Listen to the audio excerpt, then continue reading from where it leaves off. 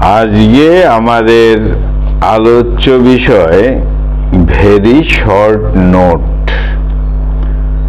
Very short note বিষয়টা হলো Juliet. Juliet character in Romeo and Juliet. বন্ধুরা, তোমরা জানো কোনো কম্পিটিটিভ এক্সাম, ইন্টারভিউ এই সব বিষয়ে প্রস্তুতি নিতে গেলে অনেক কিছু বিষয় হালকা করে জেনে রাখতে হয়। সেই জন্য আমাদের আজকের আলোচনা জুলিয়েট বিষয়ে হালকা করে শর্ট করে আলোচনা। তাহলে Juliet character in Romeo and Juliet. Juliet Capulet. Juliet Capulet is the female protagonist in William Shakespeare's romantic tragedy Romeo and Juliet. পেয়ে গেলাম। জুলিয়েট ক্যাপুলেট হলো ফিমেল প্রোটাগনিস্ট। কোথায়? উইলিয়াম শেক্সপিয়ারের লেখা যে রোমান্টিক ট্র্যাজেডি রয়েছে রোমিও অ্যান্ড জুলিয়েট, তার মধ্যে দেখানো হয়েছে এই জুলিয়েট 13 years old গার্ল, 13 বছর বয়সের মেয়ে। এই জুলিয়েট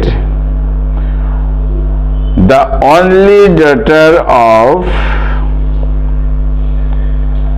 Capulet, অর্থাৎ এখানে হাউস অফ ক্যাপুলেট তার একমাত্র মেয়ে। এই ক্যাপুলেটের একমাত্র মেয়ে হলো Juliet Capulet. She falls in love. এই জুলিয়েটের সাথে কার ভালোবাসা হয়? স্বাভাবিকভাবে আমাদের সকলেরই জানা মেল প্রোটাগনিস্ট রোমিও। সেই জন্য রোমিও অ্যান্ড জুলিয়েট, ভালো কথা। আর এই রোমিও হলো a member of the house of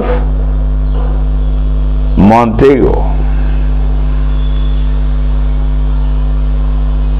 with which the Capulet have a blood feud. অর্থাৎ এই ক্যাপুলেট ফ্যামিলির সাথে মন্টেগিউ ফ্যামিলির একেবারে সাংঘাতিক শত্রুতা। তা এই দুই শত্রুপক্ষের দুই ফ্যামিলির ছেলে মেয়েদের সাথেই এই ভালোবাসাবাসি হয়। তাহলে কি পেয়ে গেলাম?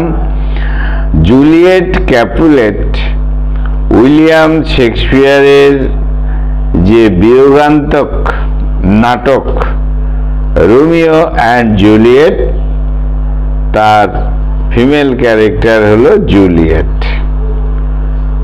জুলিয়েট একটা সেন্ট্রাল ক্যারেক্টার। ভেরোনার লর্ড ক্যাপুলেট, ভেরোনার লর্ড ক্যাপুলেট এবং লেডি ক্যাপুলেটের মেয়ে এই জুলিয়েট ক্যাপুলেট, তাদের একমাত্র মেয়ে।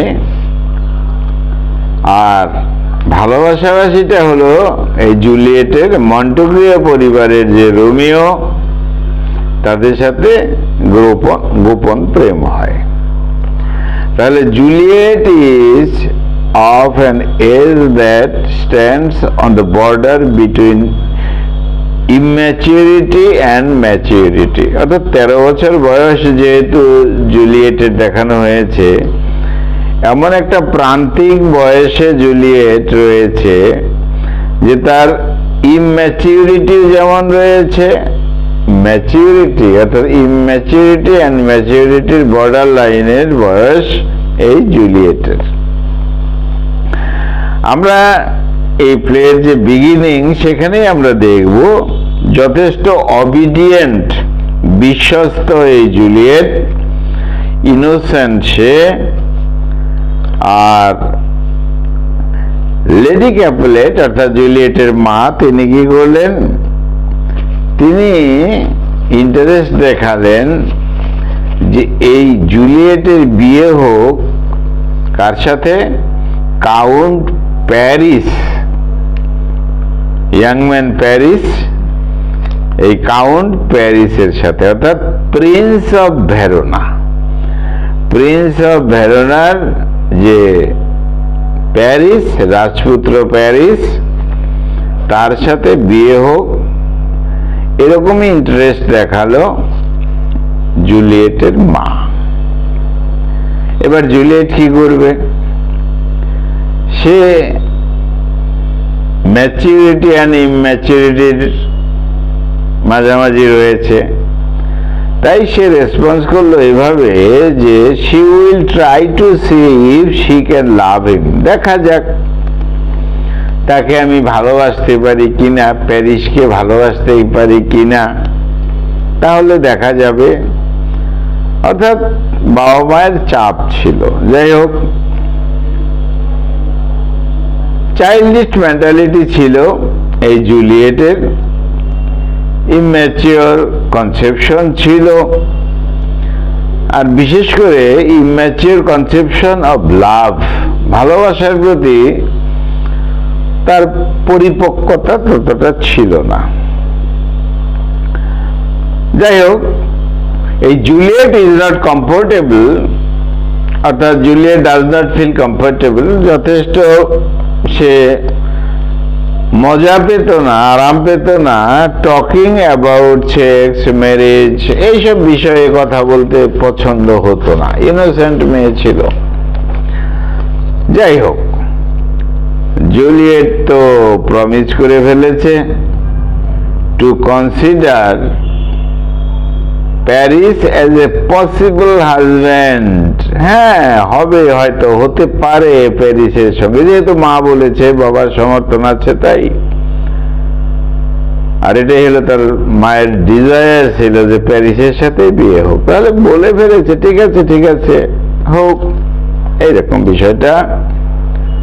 কিন্তু Juliet's first meeting with Romeo, in love with him, কিন্তু জুলিয়েটের কি হলো, রোমিওর সাথে প্রথম দেখাতেই ব্যাস প্রেম ভালোবাসি হয়ে গেল। এবার বিভিন্ন সমস্যাও আসে। রোমিও তো after Romeo kills Tybalt and is vanish, টাইবেলকে হত্যা করেছিল রোমিও। এবার সে আত্মগোপন করেও থাকে, কিন্তু Juliet does not follow him blindly. হ্যাঁ, রোমিওকে ভালোবাসত, কিন্তু কোনো কিছু দেখাবে এরকম শোয়িং করার মতন বিষয় প্রথম দিকে কিন্তু ছিল না। যাই হোক, এই Juliet makes a logical decision, একটা সঠিক সিদ্ধান্ত নিয়েছিল, দ্যাট হার লয়্যালটি, বিশ্বস্ততা অ্যান্ড লাভ ফর রোমিওর প্রতি। যখন রোমিওর ওই প্রবলেম বা রোমিও দূরে রয়েছে, তো ওরকম একটা ব্লাইন্ডনেস ছিল না, কিন্তু ভালোবাসত। যাই হোক,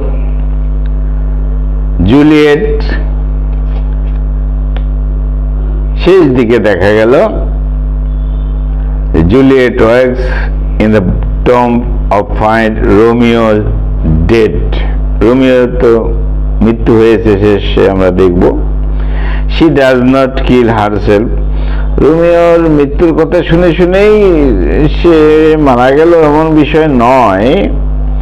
হ্যাঁ, তার মধ্যে একটা ফেমিনিন উইকনেস ছিল, কিন্তু তার তো ইন্টেন্সিটি অফ লাভ যথেষ্ট যথেষ্ট যথেষ্ট ভালোবাসাবাসি ছিল এই জুলিয়েটের রোমিওর প্রতি, যেমনটা রোমিও ভালোবাসত জুলিয়েটকে, একে অপরের প্রতি যথেষ্ট যথেষ্ট। কিন্তু জুলিয়েট সুইসাইড জুলিয়েট তো শেষ পর্যন্ত সুইসাইড করে, এদিকে তো রোমিও তো মৃত্যু হয়েছে।